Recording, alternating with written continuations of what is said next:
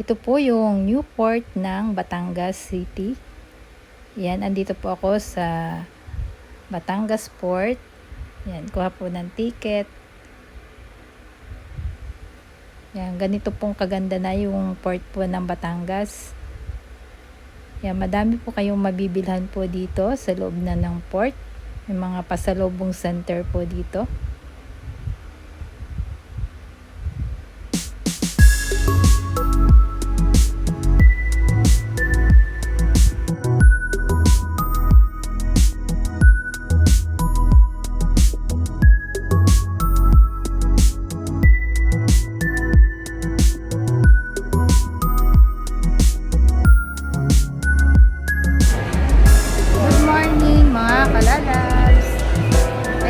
Ako sa Batangas Pier. Uwi po ako ng Calapan.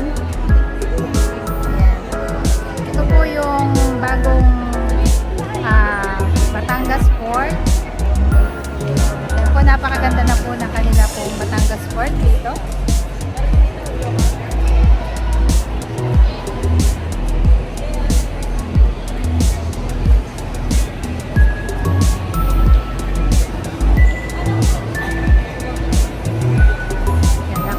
Linis na po, maluang po.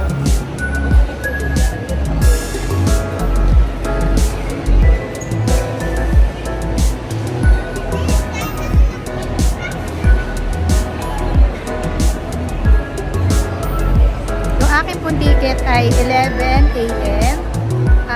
Time check is 10:15 pa lang po. Yan, maaga akong pumunta po dito sa Batangas Port. Waiting pa po tayo, 40 minutes pa po ang boarding. Ang sasakyan ko po ay Ocean Jet. Ang bayad po sa Ocean Jet ay 600, and aircon na po yun.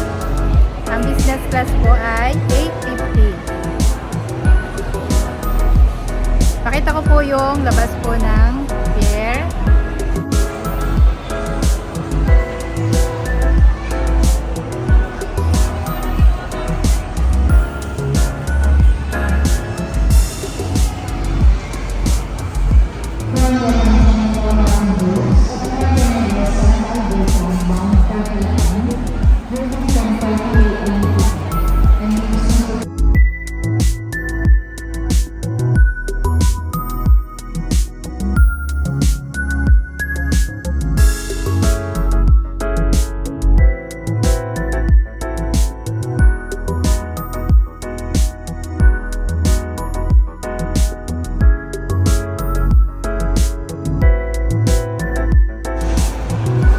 Napakaganda po na kanilang terminal. Ayun.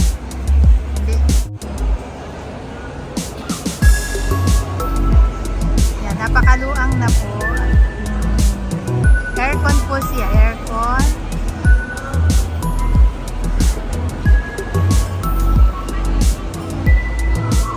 Waiting pa po kami sa dating po ng Ocean Jet.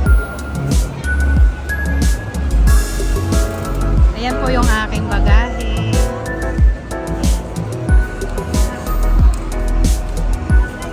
Dito daw po ang pasok sa gate 3.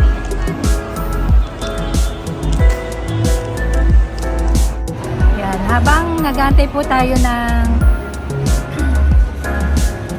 aking pong biyahe, 11 pa po ang biyahe. Ayan, shoutout po muna tayo. Shoutout kay Ate Elma Bayon. Ayan, Ate Elma. Kay Ate Pilisa. Ayan, kay Dades. Kay Ademos. Kay Janet. Kay Ola. Kay Jersam. Sino pa ba? Si Sinea. Sino pa hindi ko nababanggit sa mga kalalabs ko? Shout out din po kay Papalo TV, kay Linda's World, yan, si Linda, Ate Mary Paz, kay Manong Ses, yan, Megalaw shoutout po sa inyo. Iniisip ko pa kung sino yung aking hindi nabanggit. At salamat din po sa mga sumuporta po sa aking YouTube channel. Thank you very much po. Sa mga hindi pa po nakakapag-subscribe po diyan, paki-subscribe naman po. Ayan, salamat po ng marami sa inyo. Ayan, ingat po tayo palagi.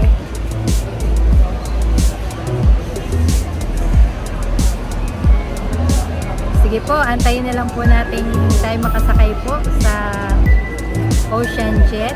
Yun po kasi ang aking sasakyan. Pupunta po ng Calapan.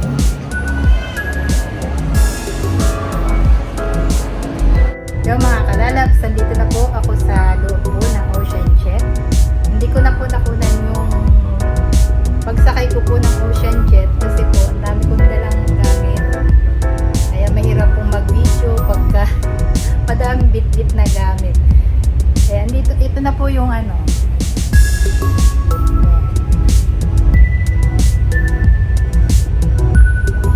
Ako lang ang tao dito. Yung iba po nasa baba, yung mga pasahero nasa baba. Yan, ako lang mag-isa dito sa taas. Ito po yung business class. Yan, meron ding open area po dun sa kabila, sa likod po nito.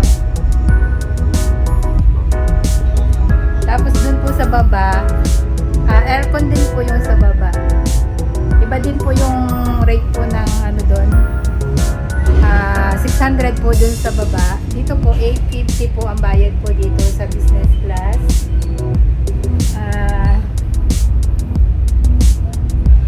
Ito naman po yung open air sa kabila. Hindi ko lang alam kung magkano po yung bayad po dun sa open air na yun. Ayan, shoutout po muli sa inyong lahat. Bali po ang biyahe po dito, simula po Batangas Pier to Calapan Pier, 1 oras lang po yon. Pag dito po kayo sasakay sa Ocean Jet. Pag malalaking barko naman po, 2.5 hour ang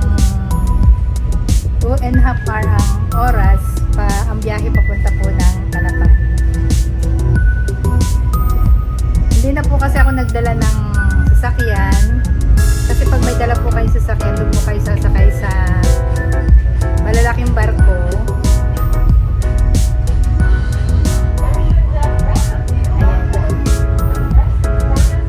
Ayan. Ako lang mag-isa dito sa taas.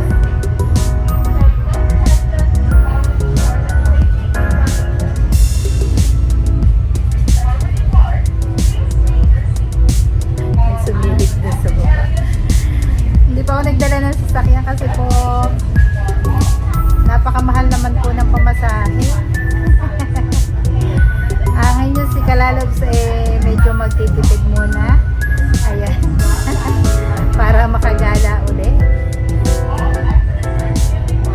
Uwi po ako sa amin ang amin po, barangay po din Tubig po. Sakpan ng Calapan po, yung Calapan City. Makikipyesta ako. At saka para mabisita ko na rin po yung kapatid ko rin po doon. At yung bahay po ng aking mother. Ayan.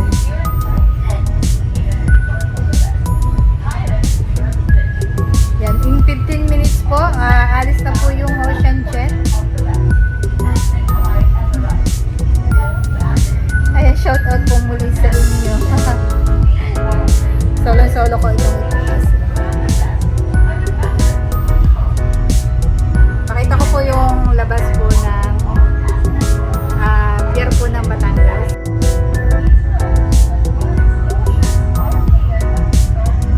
Nasa kanila.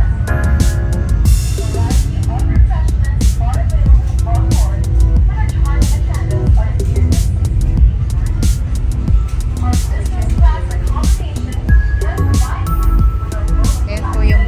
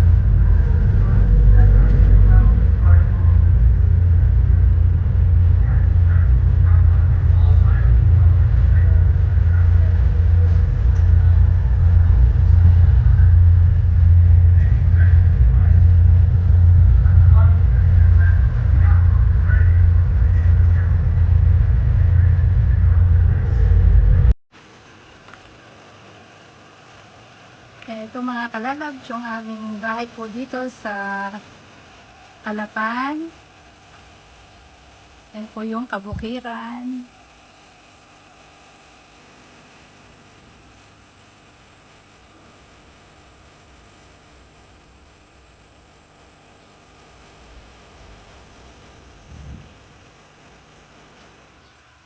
Yan po yung bahay po ng aking mother. Yan, napapalibutan po ng palayan. Ito po yung pinaka-irrigation para po.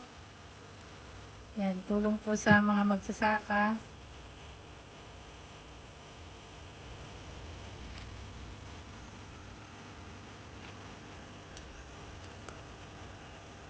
Kaya lang po, walang tubig at hindi po nagpapatakbo pa ang nai. Yan, ito po yung bahay po ng mother ko.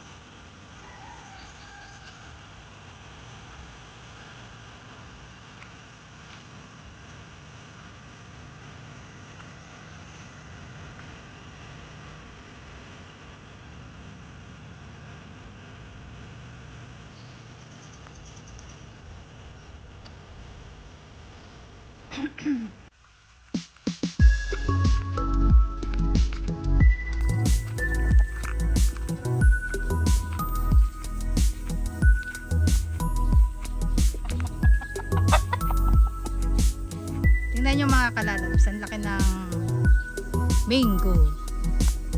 Yan. Ang laki ng mangga.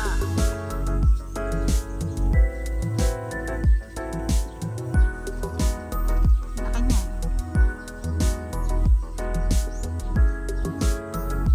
Hindi malangkat.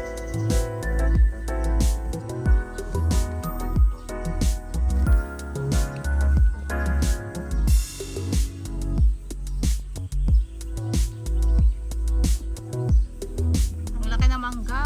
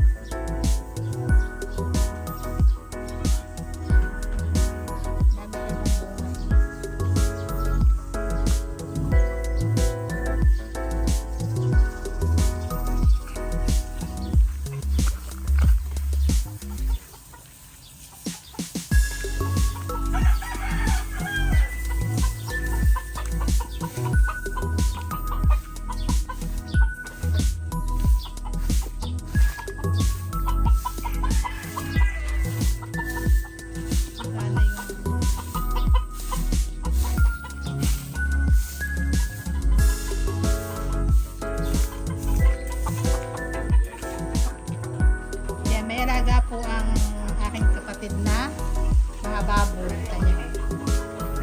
Malalaki ng baboy.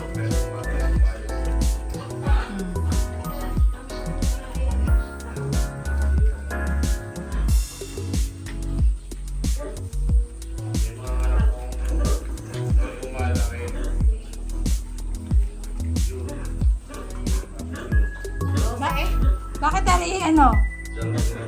Ano ari yung bagong anak din? Patry hiwalay. Ah, ari ang magkakasabay ito. Ito tsaka are. Oo. Ito dami anak. Magkakasabay yan. Ari yung nahuli pala.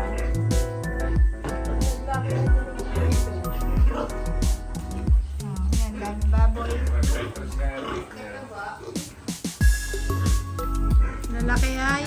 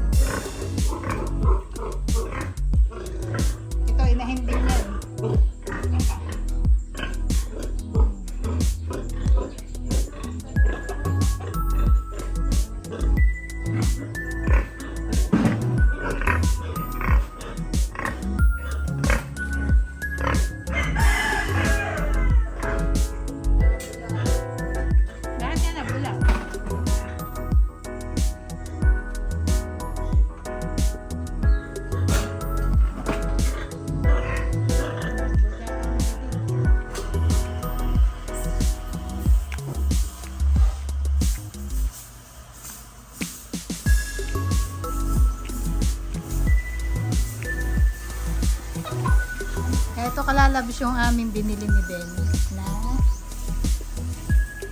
traktora.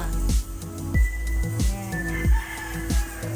So, Ate Pelisa, sabi ko sa iyo, papahiram ko ito traktora. Oh. Yan yung aming traktora. Katulong po namin sa pagbubukid dito sa aming kabukiran. Ayan.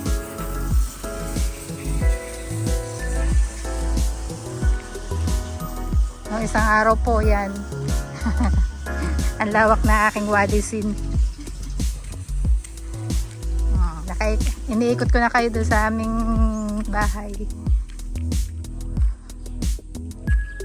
Yan ang bahay namin. Bahay ng mother ko. Pero ang natira po ay ang aking kapatid. Kasi mula nung namatay po ang aking mother. Yan yung kapatid ko na po natira dyan. Paminsan-minsan lang po kami umuwi dito sa Mindoro.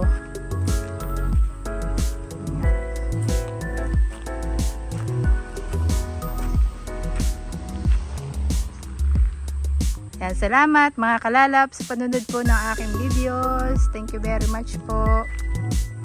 Naitur ko po kayo sa aming bahay. Sa aming kabukiran. Dahil bunga yung mga may Indian mango.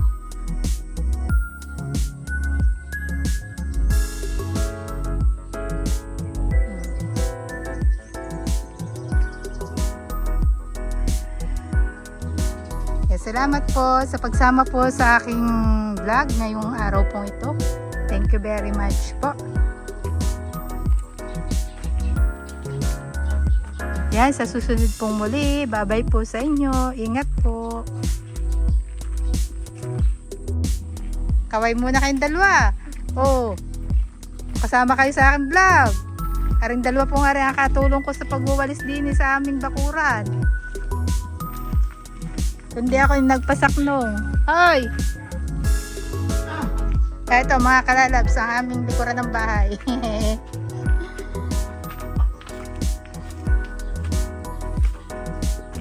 Daming puno ng saging. Oh. Daming puno ng saging.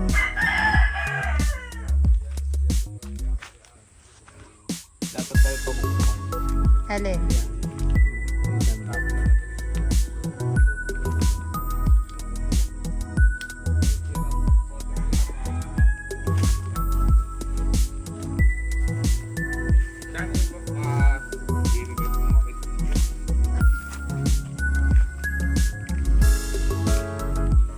Yan po ang aming kabukira.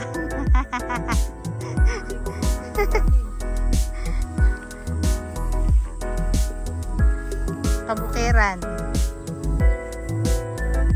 Para pala maluang pa, oh. Kay Dulce, simulado sa yung Poste. yung